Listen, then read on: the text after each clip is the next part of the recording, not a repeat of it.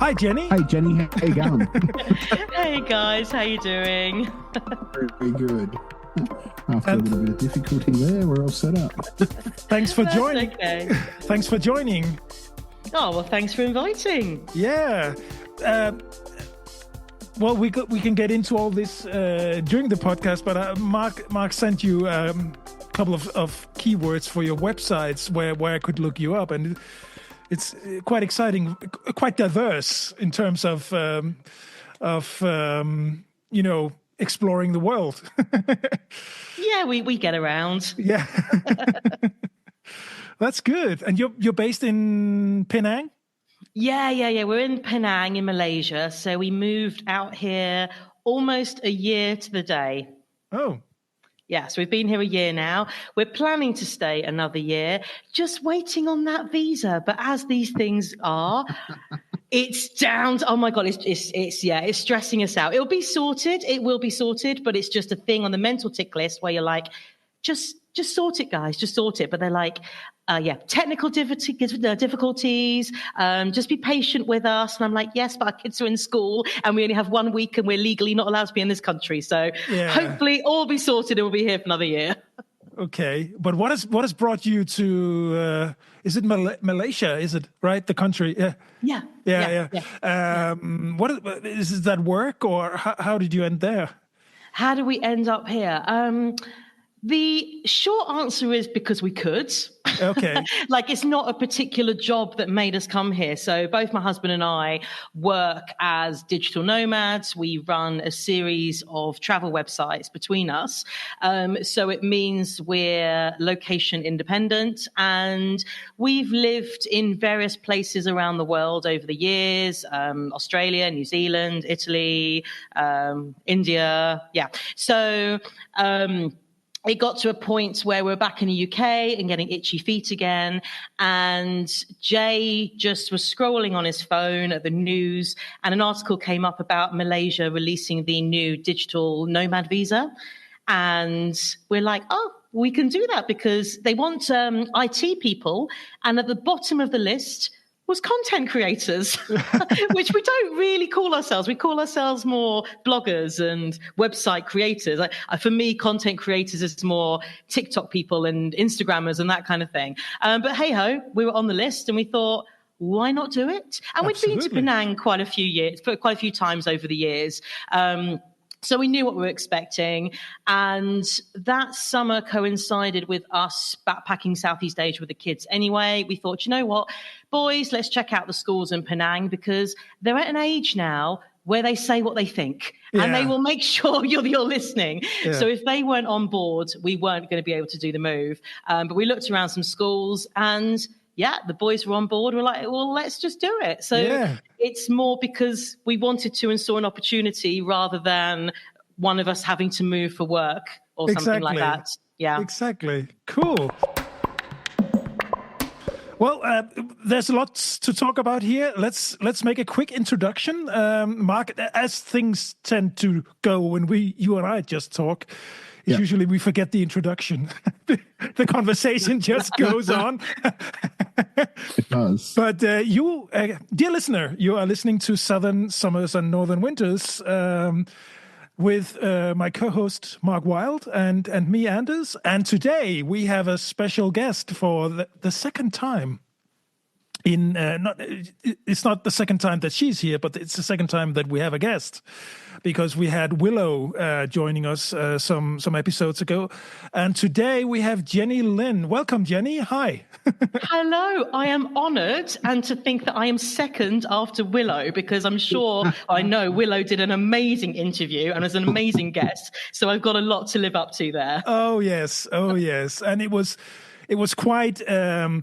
As we can get into this topic as well, but it was really refreshing to see, like, Willow, she's got her own mind, and I tend to believe that kids with parents that like to travel and show the world to their kids I tend to believe that these kids will, get their own mind. They will be firmly grounded on the planet, and have a very healthy view of things in the world, and we can all use this in this day and age, can't we? Yeah, well, I've had the pleasure of meeting Willow, and she is a formidable lady. And yes. she was just, we were in a pub in Manchester, weren't we, Mark? And and she was just talking, like not prompted at all by her parents. She was just a confident woman talking about her plans to travel and how she wanted to go to China and she wanted to go into nannying and that. And I was just blown away with her sense of direction and what she wanted to do, which is obviously comes from her parents. So for us who, like our boys, but our boys who are now 9 and 11 years old, so much younger than yours, Mark. It's like it's nice to know that we're not breaking our children. True. No, we're certainly not. True. This is living proof that travel with kids is absolutely healthy for the kids. I mean, there are many ways of doing it, obviously, but no, they don't break. They grow up just fine and have a healthy view of things. I always say, the more you can travel, the more you can interact with various cultures, the better. I mean, it's really good. Yeah, totally on the same page there. Yeah, exactly. So, Mark, do you have anything to add to? I'll just let you used to ramble on there for a bit before I jump into the conversation. So just tell the listener, Mark is back in his shed. Yeah, I'm back in my shed after a month out of my shed. So after bringing a podcast from Boysdale, which was out in the bush, and Sarah, which was another town near us, but I'm back in my rather messy home base at the moment. So glad everyone can't see that from where I'm standing or where I'm sitting at the moment. But it's a pleasure to have Jenny on. Much like me and you, Anders, I met Jenny through blogging and have come across, me and my wife and family have come across Jenny 4 times, I believe, from memory. The first time was in Chester. Then we went to your house, didn't we? And then we met up in Manchester, I think, again before we left Europe in 2019, and then we met you again in Manchester once again at the same pub, which we've been to a few times, haven't we? Oh, we have. Again in 2023. So much like I met Anders through blogging, and I've met him in Germany a few times. We've met Jenny times as well. So it's a small world, isn't it? Absolutely. Time. So Jenny, let's talk about how you got into this particular because I mean, digital nomads. I mean, that's a very broad definition. You travel with your family and you write about that. How did that start? I think with most bloggers, really, totally by accident, really. I don't want to give my whole life story, but basically, it'll be a long podcast. It'll be a long podcast, yeah. But I kind of fell into blogging because, like many family travel bloggers, our story was that we traveled for decades before having the kids. Kids came along and we just continued how we were traveling. And people were messaging me being like, how are you doing this? And then friends of friends were messaging me like, wow, how do you do this? To us, it was just normal. And a friend in Australia messaged me and said, you need to set up a blog. And I went to Google, what is a blog? Because I didn't even know what a blog was back then. And we were sat in Chantaburi in Thailand drinking a beer chang. And I was like, I'm just going to put this out there and see what happens. And we shortly thereafter moved to India. And I think because I was creating content about traveling with kids in a place where we certainly weren't the first people traveling India with kids, but I think we were just noticed for doing it so much because I was putting so much content out there. The blog just grew and we did a big trip in Africa, overlanding, which again, I think people just thought, oh, that's a bit interesting and a bit different. So So it just kind of grew from there. And then when we realized we had to move back to the UK, that's when I was like, do you know what? I'm going to try this blogging thing and see where it goes. Yeah. And we're now 8 years down the line, 8.5 years down the line, and we run 5 different sites. My husband gave up his job in 2023 to join my blogging business. And with both of us now working on the travel websites, that makes us digital nomads. So we can be where we want to be, which is wonderful. This is really a wonderful story, because that, I guess it's the dream job, isn't it? I mean, being geographically independent from your income, that's something we can all only wish to be. Yeah.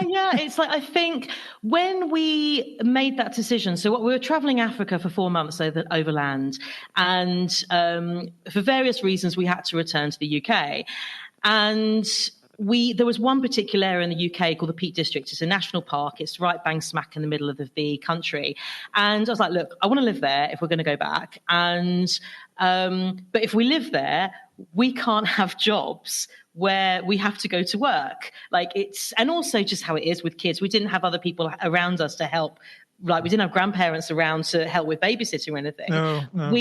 So it was kind of, we made ourselves look for jobs that were location dependent. So I was like, right, I'm going to try this blogging thing. Jay back then was doing software engineering, and he refused to take a job unless he could work from home the whole time. Okay. So that's where it kind of started. And then we did a few trips where Jay would have to work whilst we were when we were traveling. I mean, there was a big 6-week trip around France that we did camping. And I remember Jay in our tents, where we're in like the middle of the day with the heat coming down, just trying to work and do meetings. We also did 4 months in Morocco where Jay was still working. But what we then realized is that, yes, that was location dependent, but it wasn't flexible working on our terms. And because when was it? So by that stage I had three blogs running by 2023, and they were all doing really, really well. And I was juggling so many balls that I was like, look, I need more hands on deck here. And it was getting to a point where my business was earning more money than Jay in a software engineering job. Yeah. Yet he had to be sat on meetings at school pickup, and he was like, I'm literally not saying anything in these meetings, but I have to be seen to be in these meetings. And then one of the trips we were doing when we were on a train from Bangkok to Malaysia, Jay was like, I'm going to join your business. Let's just make it happen. So we very much like put all the chips in. Yeah. Let's take this risk and see where it happens. And at the moment, it's paid off. But like you said, it's we very much pinch ourselves. This is the dream job. And like with any self-employed job, the rug can be taken out of you from any time. So, and things have happened in the blogging world with a lot of our friends, which haven't affected us yet. We're still doing okay. Yeah. So even though financially we're better off than we've ever been, it's always that nagging doubt of, I hope this keeps going, really. Yeah, that's definitely one thing you and I, Mark, have talked about is you know, yeah, we can be financially independent, but I mean, there are also countries where you can live fairly cheap and have a modest income, but still lead a good life. I mean, it's I don't know what's the cost of living in Malaysia, but Mark has said here on the podcast, Australia is fairly expensive, and so is Central Europe. So you would have to make a lot of money to be able to live here permanently. But if you are as a blogger want to live in Vietnam or somewhere else in Asia where the cost of living is cheaper, I don't know. Can you elaborate a bit on that, Jenny? No, definitely. I mean, it's the way how we've always been with our travels, to be honest. Like, we haven't taken the kids to Disneyland. We don't travel the States with them. I'd love to go to Canada, but we go to places where our money goes further. Yeah. And we get a lot of sense of enjoyment out of being in a place where it doesn't cost a lot of money. Like little things like you go out for a family meal and there's a little food court around the corner where it's literally £1 each for us to eat. Yeah. The kids don't eat it because they don't want to, or they want a second portion. Yeah. Great. It doesn't matter because it is so cheap. So here in Malaysia, yes, it is very, very affordable. Our money goes a lot further here. And so we live in a 2-bed apartment with a gym and a swimming pool, a communal swimming pool on the 29th floor with amazing views. And that's about £700 a month. Now, £700 a month in the UK wouldn't get you very much at the moment. It really wouldn't. But we do pay school fees here because our kids go to an international school. So there's a few little things that I suppose balance it out a bit more because at the end of the day, we are a family. So we do have like some Western food items that would cost the same as it would, or maybe more than it would back in the UK. But generally, yes, our cost of living is cheaper. We don't have a car, for instance, here. We don't need a car because we use Grab all the time. The boys get the bus to school, and then if we're heading out in an evening, or like Arthur and Jay have just left for football training just now, they get a Grab because it's £1 just to get a Grab 15 minutes away. So we don't need to drive. It's wonderful. So a Grab, for people who don't know, is like Uber anywhere else in the world. But, yes, thank you for that translation. In Asia, it's called Grab. So if you're both working, what does your typical work day look like in Malaysia? Oh, good question. So really, there isn't a typical day, and that's what I love.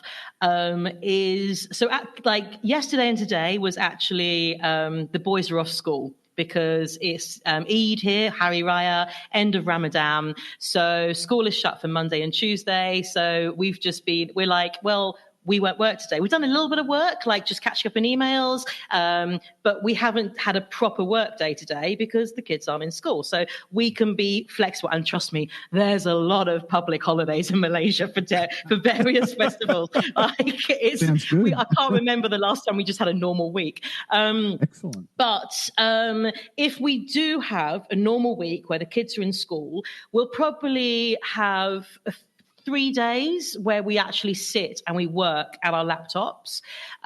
One of those days, because we're running, last year we launched a blog just for Penang. So one day a week we'll try and go out and do something new in Penang or update something in Penang.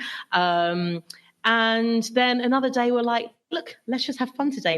We'll go, there's a 5-star resort. We have a passport that we'll go there for the day, or we'll go to the cinema and just completely switch off. But it's very much, we do things as and when we feel like we want to work, for instance, Jay has come up with this new idea for a website, literally 24 hours ago. We're like, awesome, let's buy the domain name, let's do it, let's set it up, blah, blah. So yesterday evening, we're both working for a few hours because we wanted to and we were inspired to.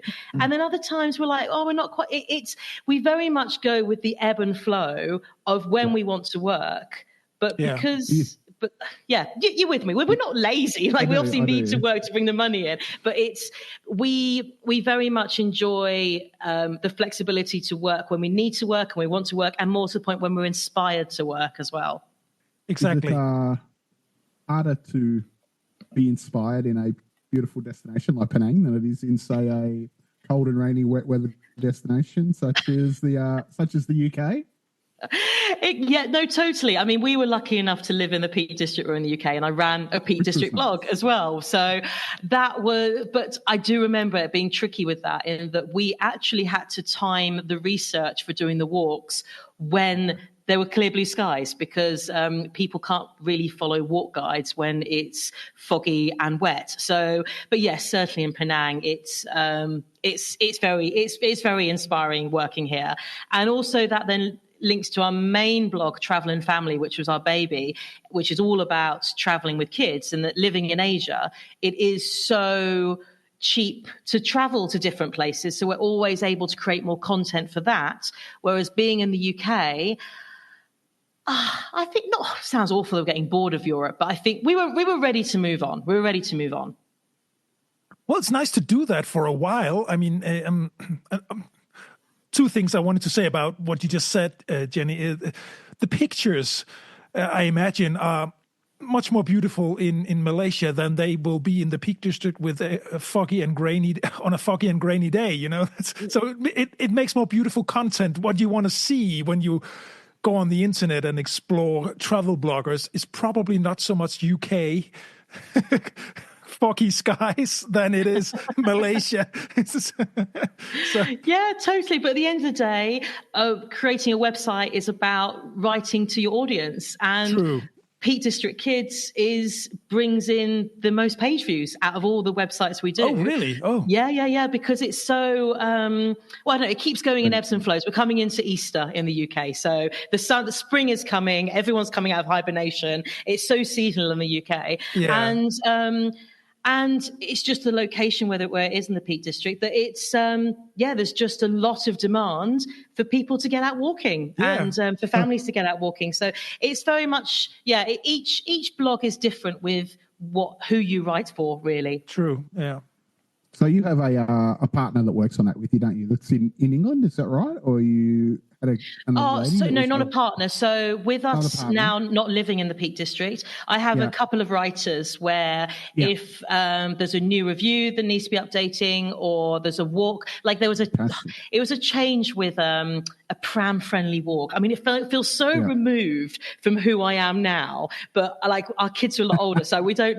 I mean, I was seen going around the Peak District with empty prams to update a walk, but we have writers back in the UK who can update and do stuff back in the UK, back in the Peak District for us, just to keep our finger on the pulse. But equally, in the Peak District, the walks don't really change that much, which is mainly, it's like a lot of the walks are what I was doing with my parents when I was a kid, like 30, 40 years ago. So, but it's more pubs changing and attractions changing their stuff. But you can get a lot to keep it updated with information online anyway. But it's when you're, as you know, Mark, when you're first creating a website, you just need to be there on the ground and to get the information, really. Yeah. It's one of the hardest things, isn't it? It's like keeping up to date. You can be there at the start and write a lot of stuff, but especially in Asia, things are really fluid in a lot of destinations and change quite regularly. Hence why we go back to Bali a fair bit, obviously. Not that I really want to go to Bali all the time. Like, I've been to Bali enough times, but we're going back to Bali again in October because it'll have been nearly 18 months since I've been to Bali. So no doubt a lot will have changed in Sanur, where we write about, obviously. Yeah. So, that's true. Go back. See what's happening. And the thing about your working day, Jenny, is I do something completely different at the moment to make money, but it's still very project oriented, and I can work completely as I want. I don't have fixed hours. As long as I deliver on time, nobody really cares when I work or how many hours I spend doing it. So it requires, I guess, a certain discipline. I don't feel like I'm very disciplined, but I have that thing about getting up in the morning and I get dressed, take a shower, to be mentally. I have a sense that I have a ritual before I start working. I don't just stay in bed or lie on the couch. How's that for you? Because I know people not going into work. It's a problem since the pandemic. A lot of people talk about this with home offices, and they tend to reverse day and night, and they don't really, that they get out of their routines. But how's that for you? I mean, really, really good question. I mean, for us, first off, the alarm goes off at 6:30 anyway, because the kids need to go to school. Oh, yeah. So I think that's a big thing, is that our kids have to walk out the door at 7:10 to get the bus. Yes. So that has woken me up. And then I end up just looking at my emails and working out what I need to do for the day. And I have my little list that I run. And I always write out a little Post-it note, like what I need to actually do that day. Yeah. But I think it's For us, it's a long time ago. I worked in the corporate world. It really absolutely wasn't for me. And how I see it is that what I do now is I absolutely love it. And I never want this job to end. I want to keep going to as long as possible. So that is an absolute driver, because we feel like we're in a place now where we are so happy with our lifestyle. Like the kids' school is incredible. The business is in a really, really good place. And so I don't want that to go away. I want that to keep going. So that in itself is a driver to make sure we just always keep on top of everything. And we've got a new idea in the pipeline, or we're making sure that we don't let things slip. Our business is our baby and we care about it. So I think that's the thing. If you care about something, you make sure you get on and bloody well do it. If you don't care about something and you're slipping out of your routines and you're not really getting the work done, you're not really doing the job you should be doing, then you don't care about it. True. I absolutely agree. Yeah. So do you ever take a holiday? Like when you go on a holiday, when you travel, obviously when you go other place, do you actually ever stop? Like I find this really, really hard. It's a really challenging question, and like I'm way more involved than Rebecca is. So I find that I'm always taking photos or making notes or thinking of things, and she's always like, just and I can't. I find it really hard to stop, and sometimes I think I would love to throw my phone away and actually, maybe look at things more with it, not through the lens of my camera or my phone, you know what I mean? But then you're robbing yourself of opportunities for content, aren't you? So it's that's a challenging matrix, isn't it? Yeah, I mean, I love the fact that you've just brought this up, because not many people understand that at all. They think, oh, you're a travel blogger, you have the dream job. And it's like, I never, ever, ever, ever do I switch off. I mean, my phone is always there, and I have my phone on silent because it's always pinging off with something. Even in the evenings when we're watching TV, I'm there on Google Analytics, I'm there on Key Search to make sure things haven't dropped and think the traffic's where it should be, checking on RPMs, and then and yes, when you go on holiday's new content. It's the downside of what we do is that you do never switch off. And people think, that's really funny, you're on holiday for a living. And it's like, well, no, you just don't switch off. And even we live in Penang, so anything we do in Penang, like we had the Hall family, Tin Box Traveller. Yep. They were here the other weekend. We took them over to Monkey Beach at the Penang National Park. We get to Penang National Park, and there's the same lady I always see to get the boats. And I'm like, is the walk to the lighthouse still shut? Is this track still shut? When is this opening? I'm making sure, because I'm over there, I'm getting I'm getting the information. Same when we're in the Peak District. It's like you are constantly switched on in how can this benefit my business. So no is the answer. I don't ever switch. I don't have a holiday. I don't. I really. It's true. You don't. And even when we go back to places, if we return to a place we've been before, you're thinking, oh well, do I need to update that? And maybe that's a reason also why I do, or we as a family enjoy slow travel more, is because if we're traveling faster, that's more content I've got to get and updating of things. I think if you slow it down, you don't feel so rushed with whatever you're doing. But the one place or the one thing Jay and I do to completely switch off is go to the cinema. It's like, if you go to the cinema, you haven't got your phone, you can't talk about business, because we're a husband and wife team. We are constantly coming up, like you and Beck. It's like you're constantly, it's the main bit of your conversation, isn't it? So go to cinema, get involved in the film, don't look at your phone, blah, blah, blah. As soon as you're walking down the aisle of the phone's finished, you'll be like, I just got this email, you won't believe that, blah, blah, blah. It's just how it is. Yeah. It is. Yeah. It's a challenge, isn't it? Because even when you're away somewhere, and you go out for dinner, the meal comes out and I'm like, stop, no one can eat yet, let me take some photos, things like that. Every sort of, every moment is it's a potential bit of content. Exactly. And I suppose it just shows. Yeah, go on. Yeah, people, like you said, people think it's you're going on a holiday, but you're not actually going on a. You just happen to be working in a nice location, I guess, don't you? So exactly, yeah. It just shows no job is perfect. No job is perfect. I think even because we traveled with our then 3-year-old.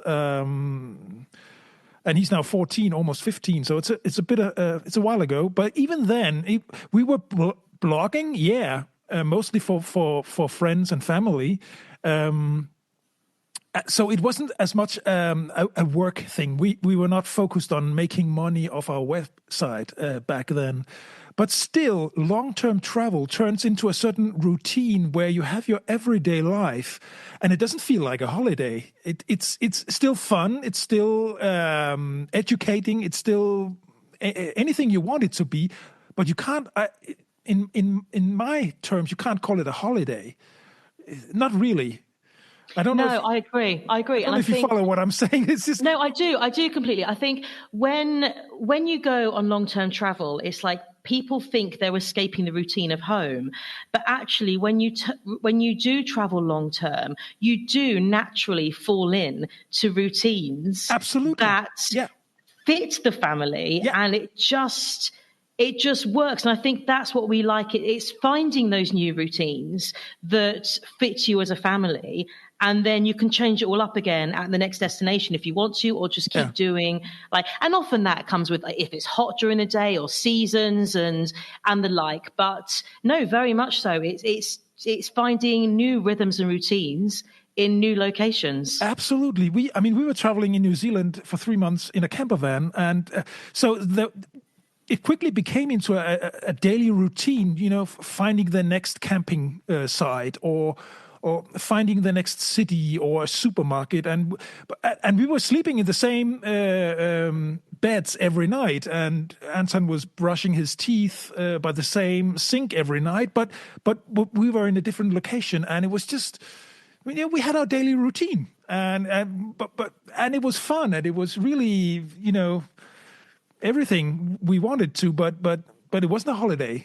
And people had difficulties understanding that. A holiday is like 2-3 weeks, maybe. And a holiday. Staying a holiday in or Hilton or somewhere like that, isn't it?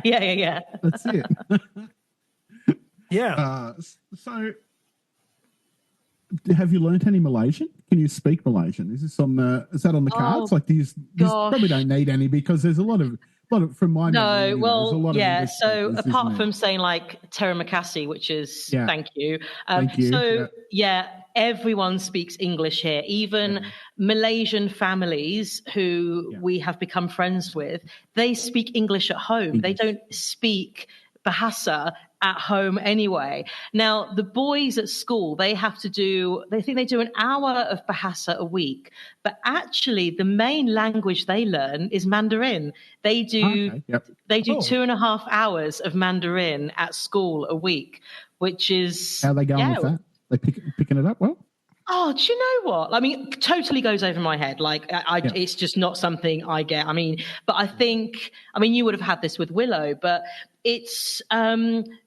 I think it's really good for them to do because both boys, especially my eldest, Arthur, he's very good academically, but with Mandarin, he's the worst kid in the worst group. And he recognizes that. And we'll be coming home from football and I'll be like, okay, mate, get home, in the shower, to bed, get some food if you want. It's like, I've got to do my Mandarin homework. I'm like, do you really have to do it? And he's like, yeah, no, I want to do it because, and I'm like, why? And he's like, because the teacher takes pity on me. But I think it's actually quite a good lesson for him to learn it. But they probably understand more than they think they do. But we were in Vietnam over the summer and we did this lovely boat trip and we came to this gorgeous, stunning Chinese temple. And we walked in and Ezra went to me, Mummy, that Chinese says peace, love, and happiness. And I went, really? He was like, no idea what it says. That's gold. And I think, the younger they are when they learn other languages, the easier they pick it up as well, I think. Yeah. Just as a natural thing, I would, I think, I was speaking to Willow the other day and she's done about a month think, now, trying to learn write Mandarin, and she's finding it hard, which is natural, I guess. But she's lucky, like I said, because she lives with Chinese people, so they're helping her, and she reckons she's starting to understand what people are saying. But the whole maybe speaking it herself and writing it might be a whole different challenge. But yeah, so we'll see what happens with her. Hopefully, she'll learn it and pick it up a lot better. She's got ambitions to be a teacher and then maybe go back to China and teach. So she'll have to learn Mandarin anyway, properly. But yeah, so it's one of the things. I think the younger you start, probably the better you are. Yeah, that's my excuse. I'm too old to learn anything now. Well, yeah, and you don't really, like you said, in Asia, most countries in Asia, they speak more than enough English to. Oh, they do. It's embarrassing, really, isn't it? It's across Asia. In fact, the hardest places we've travelled with the language barrier is probably France and Spain. Yeah. Like, we've been to some off the beaten track places in Spain and just not being able to understand a menu, or just not getting, because I don't speak Spanish at all. So it's quite funny. Yeah, the closer you are to England, I think the harder it is to converse. But with a lot of the places we've travelled in Africa and Asia, I mean, it gets a bit difficult with the Australians, but we just go along with them, don't we? We have our own language, don't we? G'day, mate. Yeah, you should hear the Chinese trying to understand that when I go to China.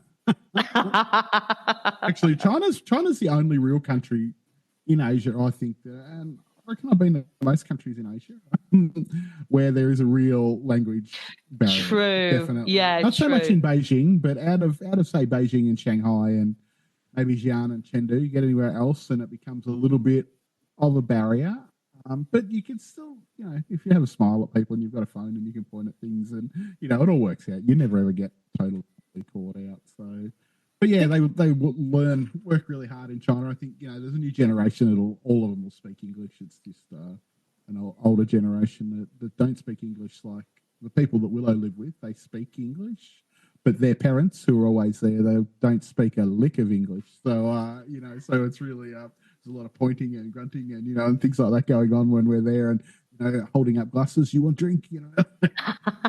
Yeah, but I think for the future, I mean, learning Chinese Mandarin is probably beneficial to your career, no matter what you're going to do in the future, because we all do business with the Chinese in one way or another. It's certainly it can't hurt to know the language. No. I wish I had learned it. Yeah. I mean, Mark, go on. So where's one of your favourite places to go on not holiday? I was going to ask that exact same question. Where do you like to go and work? That has a little bit of enjoyment to it. Oh God, that's a tricky one. I mean, we're in Southeast Asia, so it's just, this is a place in the world we just end up coming back to year on, year out. Like, it's just, we absolutely love it here. And I mean, Malaysia, obviously, because that's where we live. Put me anywhere in Asia, really. Cambodia will always be a favourite, but I don't really know. That's not easy to work in because the Wi-Fi isn't great unless you're right in the main cities or something like that. But also Essaouira in Morocco. You know how much I love that place, Mark. Like, if there was an international school in Essaouira, we would seriously consider living there. It's another website we run, Anders. Explore Essaouira, and we love it there. Absolutely beautiful, and it's a place we go to at least once a year if we can. Maybe a better way to look at it is, where's a place you wouldn't go back to? Ooh. Is there any places you wouldn't go back to that you've been? Any places I wouldn't go back to? Anywhere that you really didn't like? Anywhere? Oh, my words. That's another hard question, though, isn't it? Like, do you know what I think? Surely a place will come to me. The fact that I'm struggling to think of it, I think just there's a lot. I think when you travel as much as we all do, it's you learn to appreciate every place in some way. You can complain about everything. Every place we've been to, there's something I can moan about, and equally there's something I will love about that place. I mean, God, India particularly, I mean, we lived there for a year, and that was a place where I would be crying some days from the experience we've had, and not happy tears, like, oh my God, they are doing my nuts, to pinching myself and being like, this is the most incredible experience, how wonderful it is to live there. Yeah. So, but then I'm not too sure I could live in India again, because I think it's the emotional roller coaster that you have in a place like that, where I feel like in Malaysia, where it's all pretty easy. Well, I say that's easy. Don't get me started on the visa here again. So in response to your question, it's nowhere. But I think I'm a bit like that. I don't think there's anywhere that I probably could pick this straight off the top of my mind that I possibly wouldn't go back to. There's places that I don't necessarily have any great desire to go back to, but there's nowhere that I would say that I probably wouldn't go back to. Put it that way. I feel exactly the same. And if you've only been there once, you haven't given enough chance anyway. You need to go over at least twice before you can say, hey. Oh, totally. Like this is one of our things as well. It's like the people that say there's too many places to go in the world. I've been there. I don't need to go back there. I have never, ever returned to a country and thought, I've done it all. I don't need to go again. I've never had that. I've had completely the opposite. Whenever we've returned to a country, we have got a deeper understanding, a deeper appreciation, found new places. And I think that sense of familiarity when we return to a country just gives you a more rewarding travel experience when you do return anyway. That's absolutely right. It's funny how many people say that, though. Oh, I've been there and done that. Well, no, you haven't actually been there and done that. Exactly. I completely agree. Speaking of places where maybe you don't want to go, disappointing places. We're actually going to Tuscany in a couple of months. Again, I've been there like countless times, and sure, there are certainly things about the Italians that will really bother you. I mean, they can be unfriendly in cafes. They can, there's an attitude towards tourists that, I mean, you would think that the source of income would make them friendly towards tourism, but not necessarily so. And then, yet again, one of the most disappointing places I've ever been to was the Leaning Tower of Pisa. I thought it was just overcrowded and just too many tourists. Yet you will probably see me there in a couple of months and, just strolling down the park around it because, I'm there and my hotel is in the area and it's just, why not? And I'm just going to go in for a coffee somewhere in the area. So I will appreciate the relaxed lifestyle of the local Italians just strolling by. So it's really a matter of, getting it under your skin. I think it's and then you will actually dismiss of all the annoyance that will, probably be everywhere you go. Exactly. And it's an experience. It's like all those weird, annoying little things that will happen if you go to a destination. It's like that becomes part of the experience that you then laugh about. It becomes, those places become more memorable. I mean, a trip we did in January with the boys, we went to Sumatra and we did a 2-day trek through the rainforest and camped overnight in the jungle. There was no toilet. I had to squat and drop in the middle of the jungle to go. I've never sweated so much in my life. I've never been so uncomfortable. We slept on hard floors where we woke up like every 40 minutes. We couldn't get into a deep sleep at all. It was ridiculously uncomfortable. We had leeches on us constantly. We were just that sounds horrendous, doesn't it? One of the best family travel experiences we've had. I sometimes think it's the horrible things that happen or the bad things or the mistakes you make or something that often produce the best memories of places you've been. Absolutely. You have so many good moments, and it's hard to remember sometimes, but you always remember someone will say about some place and the first thing will pop in your mind, remember when I went there and I had a really, bad experience because, like this sort of stuff pops into your mind first, I think. So it's always good to not have a bad experience, but have, something that's tough or, memorable more than a bad experience, isn't it? And they're the things that you always talk about, I think. Exactly. Yeah. So exactly. now I've lost my train of thought there. What I was going to say? No, I was gonna ask Jenny, what are there things that you regret? I mean, good lessons that other can learn from in terms of family and kids and being uprooted from. So, I mean, yeah.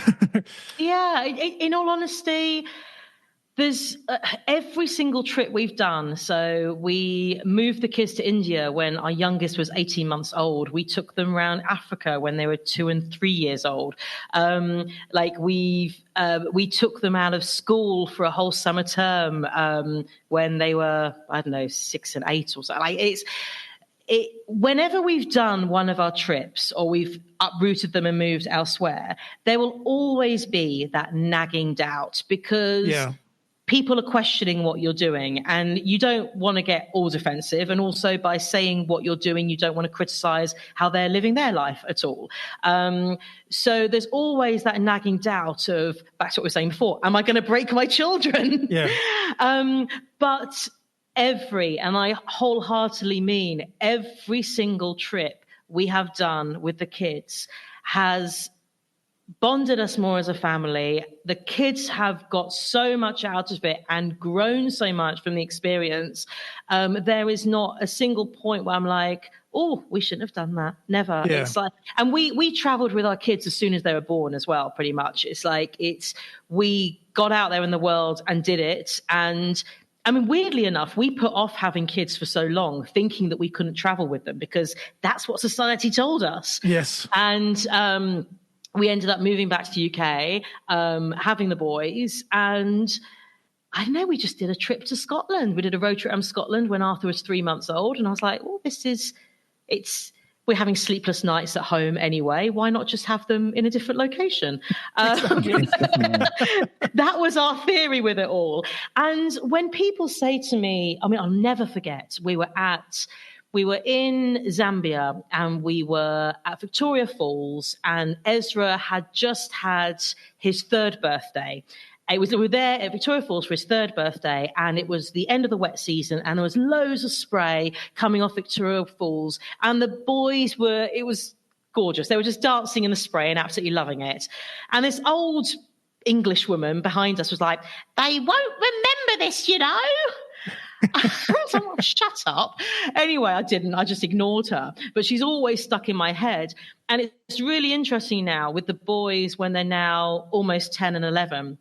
And they will bring up in conversation something that happened in India or on that Africa trip. And sometimes it's a bit warped their memory. But they are bringing up memories that they do actually remember. So I have this theory of that kids young don't remember things because they're so stuck in a routine where nothing changes. I mean, think of us as adults. You remember things that are out of the norm. And I think it's the same with kids. Admittedly, it's going to be a little bit warped or something. But like Ez left his little cuddly blankie in Malawi, and the story has become over the years that a dog stole that blankie. Actually, it was left in the toilet, but never mind. It's just they do remember stuff. So absolutely, I have no regrets for taking our kids when they were so young. And interestingly, with that Africa trip as well, we got quite a bit of jip for taking kids so young to Africa because of malaria and the dangers in Africa that are perceived by the Western world because often Africa is presented as a whole entire continent. And actually, do you know what? It was the best age to take the boys because they didn't need Wi-Fi. They didn't need to be in contact with their friends. They were so enthralled by the simple things in life, like picking up sticks for a campfire, elephant poo. They had that really lovely innocence where the tiny things would absolutely amaze them. And they would nap in the car for the long journeys as well. It really was. I know if we took them now and did that trip, it would be a lot more hard work with the expectations they have now at the age they're at. Yeah. Sometimes it's easier the younger they are, I think. Oh, yes, absolutely. Absolutely. It's before they become too opinionated. Yes, it's the opinions, isn't it? The thing is, traveling with kids, as I mentioned earlier, they create their own minds about things. But and the more they do, the harder they become as travel companions, don't they? Because they will raise their expectations. I mean, and a lot of choices, haven't they? Yeah, exactly. No, it's a privilege, really. I think Anton has, because you said, Jenny, they won't remember this. I think the downside for us not traveling as much at the moment because of German, the German school system requires you to actually be physically present at school, so you can't do homeschooling, which I wouldn't have the patience to do anyway. Mm-hmm. So it's been a while since Anton has been on a long-term trip, and I can see that there are things that he doesn't remember anymore. But we have a lot of photos and photo albums, so we will occasionally look into them, and that will sparkle memories. Yeah, so, definitely. Yeah, so it's my memories when I look at photos, even with the kids, and it does. That's one of the great things about the digitalization, I guess, of today is that you can have so many photos stored and look, and I'm always going through photos, which I assume you are, Jenny, to look for content, and you see one, you go, like I hadn't thought. But are you good at actually printing the photos? Years, no, I never print any. No, not printing photos. No. Stored in Google. I think I did back in the day. I think I think I've got some photo albums. Yeah, I did it right early back in the day.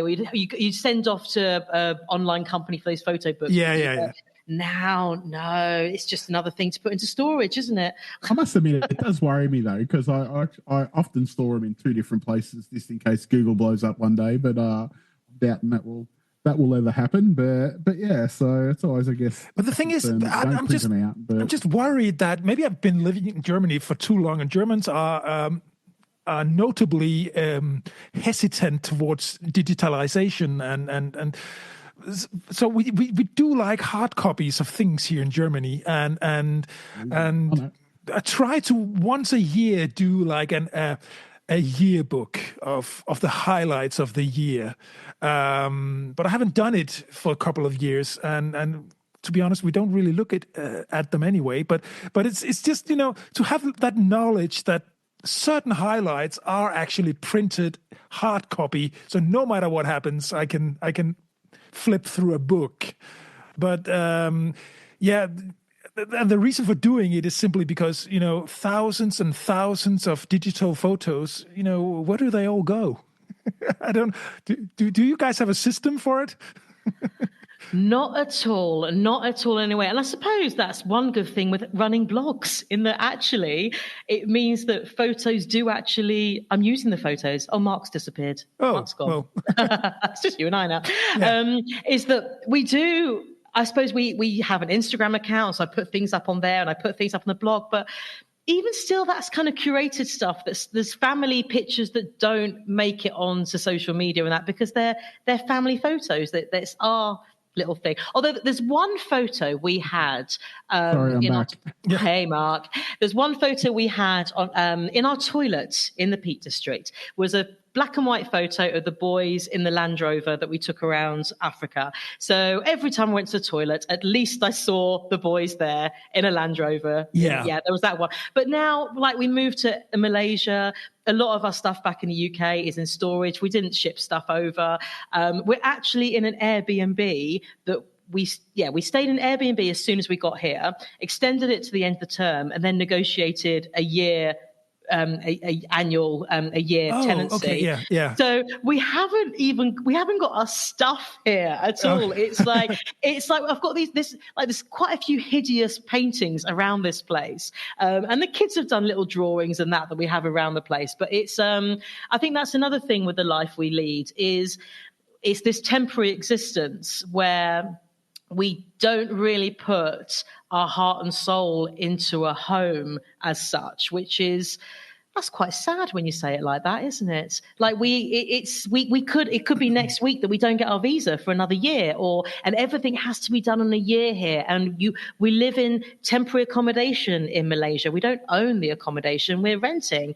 So there are sacrifices as well to this life we lead.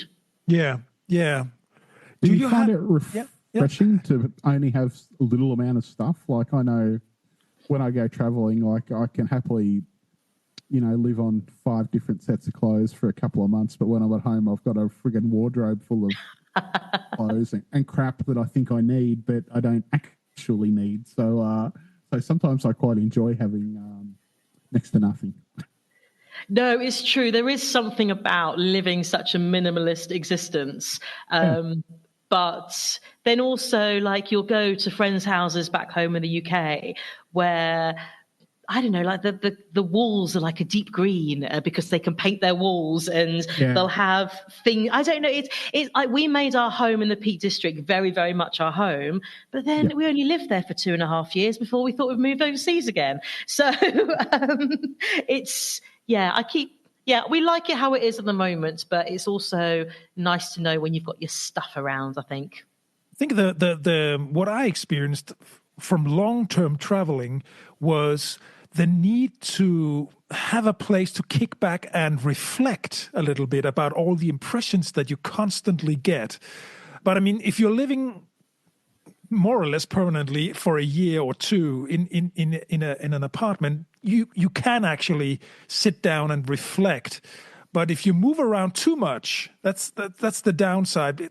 It all gets too blurry for me. I mean, I've had that experience a couple of times when we were traveling for a whole year around the world, and it was just like, where are we now? And okay, I better take pictures so that I can remember later on.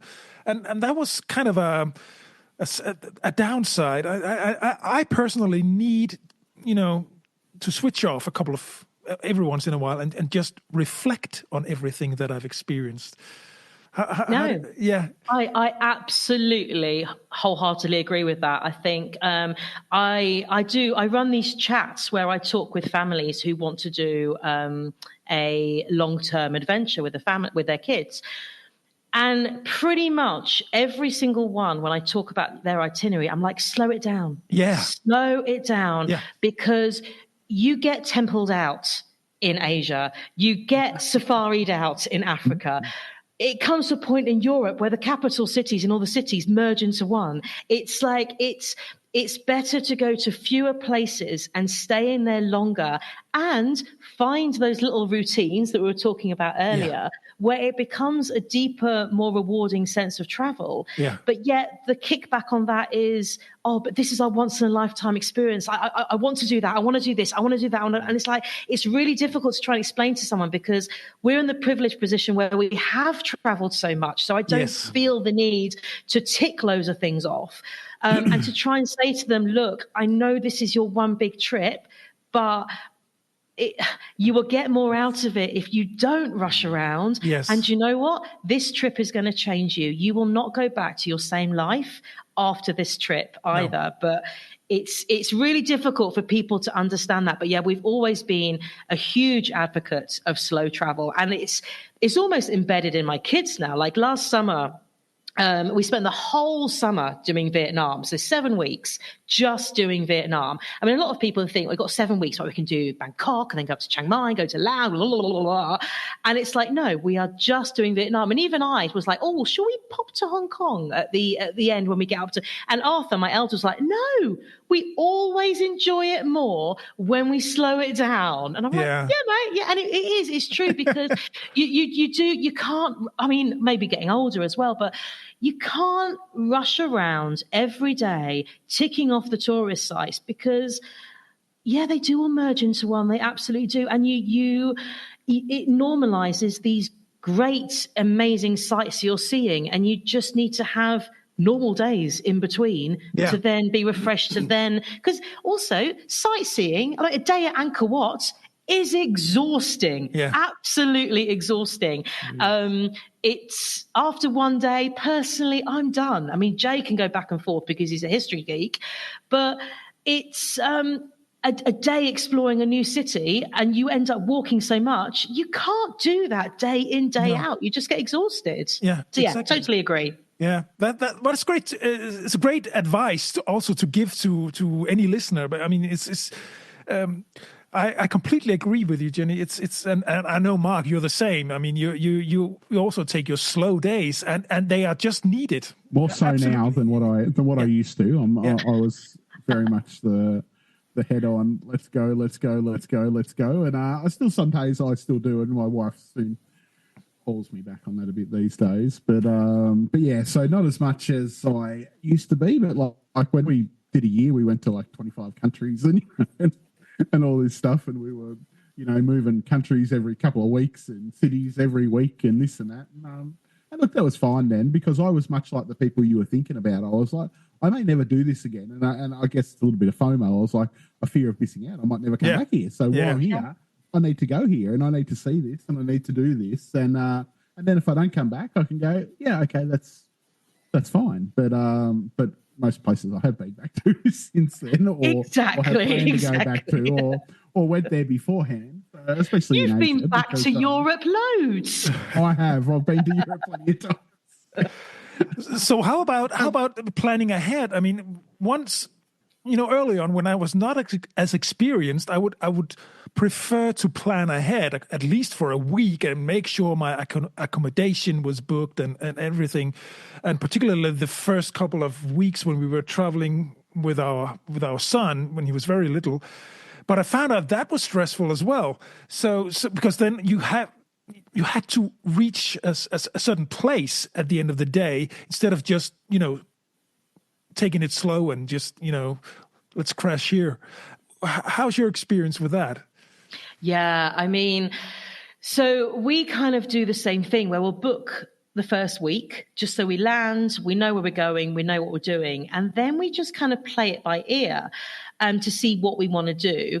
But equally, which kind of links back to the whole slow travel thing, is the quicker you travel, the more research you have to do with finding different accommodation, finding different places to get to places. And that becomes quite overwhelming to think, right, we've had an awesome day sightseeing. Okay, pants. Next week, we need to get to Tanzania. And when we're in Tanzania, we want to do this, and it's like, yeah, again, if you slow it down, it takes the pressure off having to do so much booking. And it's cheaper if you don't travel fast as well. The less you're traveling in between destinations, the less it costs you on flights and trains and boats and buses and and maybe all them sort of things in between, isn't it?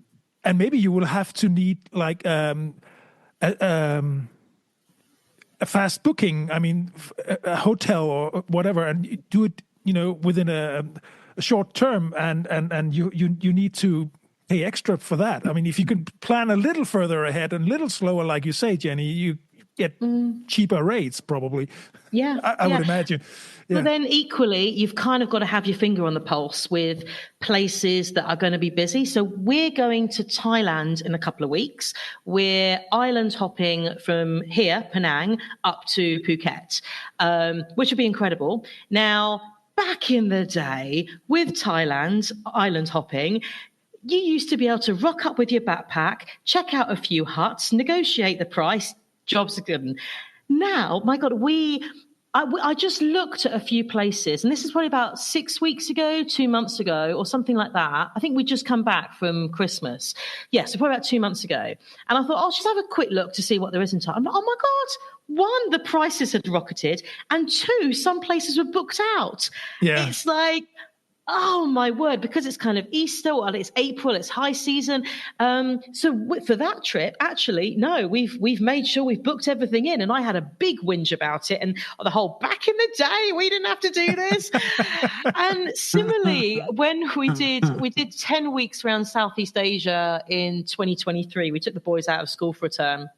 And we did Thailand, Cambodia, into Malaysia. And I thought, right, we'll go over to Sabah in Borneo, and we'll go to Sandakan, we'll do the river cruise, we'll go to... I found out that things were booked up, and this was a month beforehand. So we had to plan our 2 weeks in that area so that we would do the things we wanted to do. So here's me saying, yeah, chill out, just book things as and when. Actually, you've also got to have your finger on the pulse that you're not going to a place in high season, because when you do, the rules change completely. And I hate booking things in advance. I really, really do. And I've forgotten for this Thailand trip in a couple of weeks, I've got no idea where we're staying or what we're doing. And it's going to take me more time to then go back into my booking.com and work out what I've booked and the ferries and blah, blah, blah.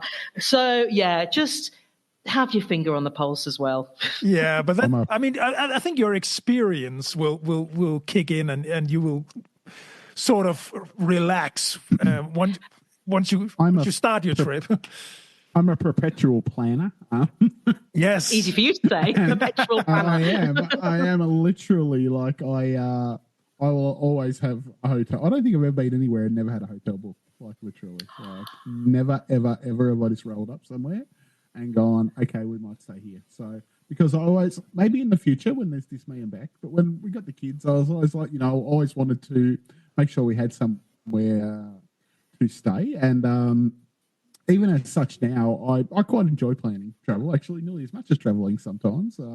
I like the possibilities of it. So I'm always planned, well in advance. I've got a flight to Bali in October, and I haven't got a flight back to Bali, and it worries me already. Like I need to book a flight back. Like I keep waiting, to book a flight because I'm looking for a particular flight to come down in price, and I'm like, I really need to book that flight. Like, even though it's like 7 months away, I keep thinking, yeah, to just get that sealed, because it also helps me budget. Once I've paid for a flight and I've paid for a hotel, then I know how much money I need, like in total with spending money, and I can then work other things around it. Okay, do we want to go somewhere that's going to cost a lot of money, do an activity that we maybe wouldn't do. So, okay, if I've paid for everything and I've planned for everything 6 months out, then I can go, okay, well, now I can save some money to that is go true. And do some special activities that maybe we wouldn't have done. So I guess there's a method behind everyone's madness in the end, isn't there? There is. That's very sensible. And